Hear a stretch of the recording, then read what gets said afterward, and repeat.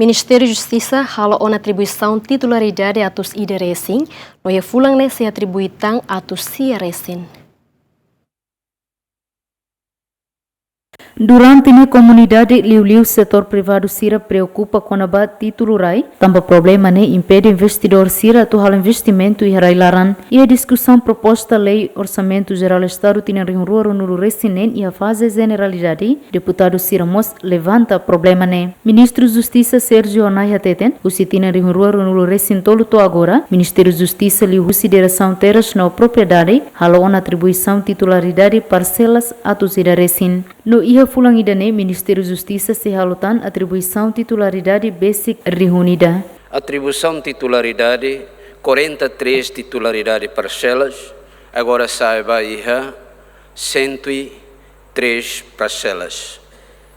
E agora dauk ia fulan idane, tidane rohan itase hatotan por volta de 922 parcelas, vai direitos titularidades, barra reconhecimento, direito de propriedade particular, no mos baia direito de superfície, a tubela concede direito sirane baia direito de uso, baia licença, baia concessão, no mos baia sujeita baia arrendamento. Que for licença baia setor privado sira nesse parceiro estratégico baia desenvolvimento economia railara nenien.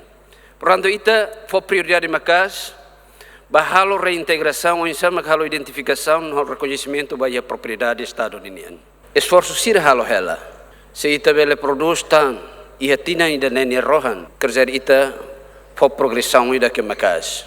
Governante ne moça teten a tu resolve problema com a barai la fácil, não precisa a rehoclean. No governo constitucional assume a complicidades, rainini a hukedas e a ocupação governo português, mas a Indonésia, mas a Untaet, toita restaura a independência e a complexidade.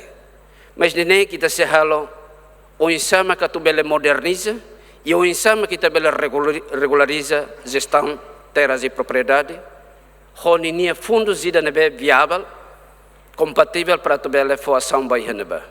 Então ita é a visão ainda né.